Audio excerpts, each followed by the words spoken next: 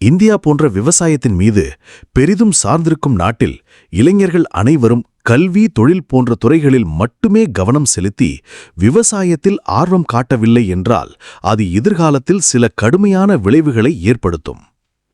இந்த நிலை தொடர்ந்தால் ஏற்படக்கூடிய விளைவுகள்: 1. உணவு பாதுகாப்புக்கு சிக்கல். விவசாயிகள் குறைந்தால் உணவு உற்பத்தி குறையும். இது உணவுப் பொருட்களின் விலையை அதிகரிக்கச் செய்யும். ஏழை மக்கள் உணவுக்கு குறைவாக பசிலடிக்க நேரிடும்.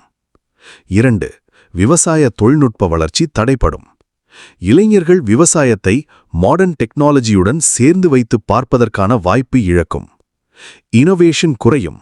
Precision farming, hydroponics, drone usage போன்ற நவீன முறை நிலை குறையும். ஊர்வாழ்க்கை இழந்துவிடும். இளைஞர்கள் நகரங்களுக்கு இடம்பெயர்வதால் கிராமங்கள் காலியாகிவிடும். கிராமத்தில் தக்க தொழில் இல்லாததால் அந்த சமூகத்தின் வளர்ச்சி நிலைத்திருக்காது. இறக்குமதி சார்பு அதிகரிக்கும். நம்மால் உற்பத்தி செய்ய இயலாத உணவுப் பொருட்களை வெளிநாடுகளிலிருந்து இறக்குமதி செய்ய வேண்டி வரும். இது நாட்டின் பொருளாதாரத்துக்கு பாரமான சுமையாக மாறும். 5. பாரம்பரிய அறிவு அழிந்து போகும். முன்னோர்கள் செய்த விவசாய முறை, நிலம் மேலாண்மை, இயற்கை உரம் போன்ற பாரம்பரிய அறிவு மாறிப்போய் மறைந்துவிடும். என்ன செய்யலாம்? பள்ளி, கல்லூரி கல்வியில் விவசாயம் குறித்த விழிப்புணர்வு சேர்க்க வேண்டும். தொழில்நுட்பத்தை பயன்படுத்தி ஸ்மார்ட் ஃபார்மிங்கை இளைஞர்களுக்கு கற்றுக் கொடுக்க வேண்டும். அரசு மற்றும் தனியார் நிறுவனங்கள் விவசாயம் மீது தொழில் வாய்ப்புகளை உருவாக்க வேண்டும். அக்ரிப்ரனர்ஷிப், அதாவது விவசாயத்தில் ஸ்டார்ட் அப்புகள் போன்ற நடைமுறைகளை ஊக்குவிக்க வேண்டும். சுருக்கமாக சொன்னால், விவசாயம் என்பது நாட்டின் முதுகெலும்பு. இளைஞர்கள் அதை புறக்கணித்தால் நாட்டின் உணவு பாதுகாப்பும் பொருளாதாரமும் ஆபத்துக்கு உள்ளாகும். எனவே கல்வி மட்டுமல்லாமல் விவசாயத்தையும் மாடர்ன் பெர்ஸ்பெக்டிவ்ல பார்க்க வேண்டிய அவசியம் மிக அதிகம். இன்று விவசாய வேலைக்கும், கூலி வேலைக்கும் மற்றும் ஹோட்டல் ஃபேக்டரி போன்ற அனைத்து இடங்களுக்கும் தொழிலாளர்கள் கிடைப்பது கடினமாகிறது. இதன் காரணம், இன்று இந்தியாவின் தென் மாநிலங்கள் படிப்பு சதவிகிதத்தில் உயர்ந்து நிற்கின்றன. குறிப்பாக தமிழ்நாடு, கேரளா 90 முதல் 95% மக்கள் படித்தவர்கள்.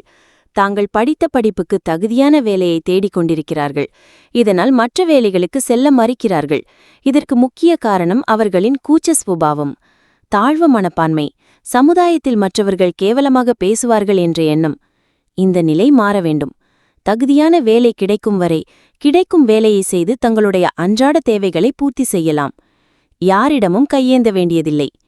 இன்று சாதாரணமாக ஒரு கூலி தொழிலாளி வேலைக்கு சென்றால் 800 முதல் 1000 ரூபாய் சம்பளமாக கிடைக்கிறது. தென்னை மரம் ஏறுதல், வயல் வேலைகளுக்கும் ஆள் கிடைப்பதில்லை. இதனால்தான் இன்று இந்தியாவின் வடமாநிலத்தில் இருந்து இங்கு வேலைக்கு வருகிறார்கள்.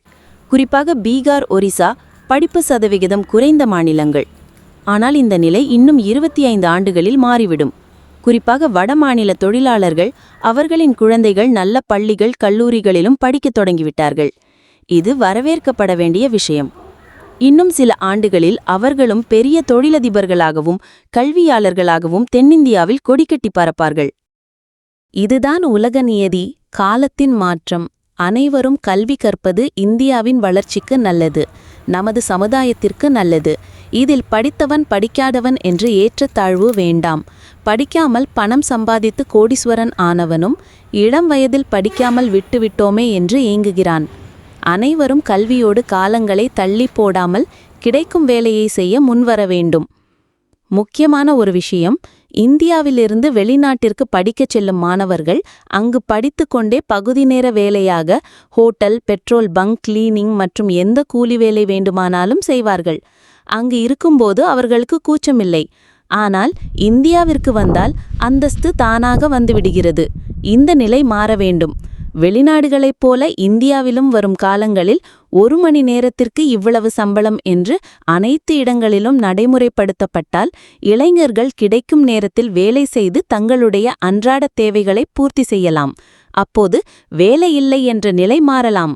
ஆனால் அதற்கு வருங்கால இளைஞர்கள் தங்களுடைய அந்தஸ்து, தகுதி, நான் பெரியவன் என்ற எண்ணங்களை மாற்றிக்கொண்டால் இது சாத்தியமாகும். ஆனால் வருங்காலத்தில் இது கண்டிப்பாக நடக்கும். எல்லா வேலைக்கும் என்று ஆர்டிஃபிஷியல் இன்டெலிஜென்ஸ் என்ற தொழில்நுட்பம் வரத் தொடங்கிவிட்டது. அதனால் கிடைக்கும் வேலையை செய்வதும் எளிதாகிறது. இந்தியாவின் பொற்காலம் இளைஞர்கள் கையில் இருக்கிறது. கல்வியோடு விவசாயத்தையும் காப்போம். இரண்டும் இரு கண்கள்.